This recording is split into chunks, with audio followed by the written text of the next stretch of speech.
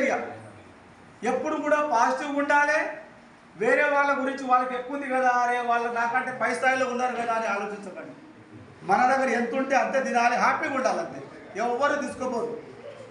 ఈ ప్రపంచంలో ఎక్కువగా సంతోషంగా ఉండే వాళ్ళు ఎవరంటే మధ్యతరగతి వాళ్ళు మాత్రమే. ఉన్న వాళ్ళు ఉండలేరండి. హైలో వాళ్ళు లేరు, లో వాళ్ళు లేరు. మనం ఏంటంటే ఎక్కడ ఆకలి అయితే అక్కడ పోయి తినేస్తాం. ఉన్నవాళ్ళు ఉండరు అనుకోండి, ఎక్కడ ఆకలి అయితే వాళ్ళు తినలేరు. వాళ్ళు మనం ఏమైనా మిర్చి కనిపించి తినాలని వచ్చిందనుకో వాడు దిగుతాము, తినేస్తాం. వాళ్ళు పెద్దవాళ్ళు ఉన్నారనుకోండి, ఇప్పుడు సినిమా యాక్టర్స్ ఉన్నారనుకోండి, ఆడ మిర్చి తింటున్నాడు అనుకో అందరు చూస్తారు, తినలేడు ఆయన. కాబట్టి మనం అదృష్టవంతులము. కాబట్టి మనం అవన్నీ కూడా ఏమి నెగిటివ్ ఆలోచించకుండా ఒకటే థింకింగ్, మనం మంచిగా ఉంటే మన ఫ్యామిలీ మంచిగా ఉంటుంది. మీకు ఏమైనా ప్రాబ్లం అయిందో అనుకో ఫ్యామిలీ మొత్తం సఫర్ అవుతుంది. కాబట్టి పాజిటివ్ దృక్పథం ఉండాలి. మన డ్యూటీ ఏదో మనకు ఇచ్చిండు, భగవంతుడు ఇచ్చిండు. మన పాఠశాల కరెక్ట్ టైంకు రావాలి. మన పిల్లలకి ఏం చెప్పాలనో అది చెప్పాలి.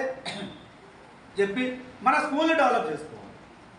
మన స్కూల్ని డెవలప్ చేసుకుంటే మనం హ్యాపీగా ఉన్నట్టే. వీళ్ళే మన పిల్లలు ఎంత ఆనందం అంటే అంత ఆనందం ఉంటుంది. ఆ విధంగా చేయండి. అందరూ కూడా టాలెంటెడే, ఎవరు తక్కువ కాదు. కాకపోతే ఒక్కొక్కరికి ఒక్కొక్క టాలెంట్ ఉంటుంది. ఆ టాలెంట్ను బయటికి తీయండి. దేవుడు మనకి ఇచ్చింది ఆ టాలెంట్ను బయటికి తీయడానికి. మనం దాచుకుంటే కాదు, అది డబ్బు దాచుకుంటాం కానీ జ్ఞానాన్ని ఎవరు కూడా దాచుకోలేరు.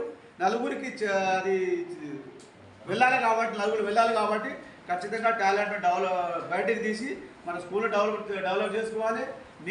నీట్నెస్ అనేది చూడగానే స్కూల్కి రాగానే పిల్లవాడు నీట్గా ఉండేటట్టు చూసుకోవాలి.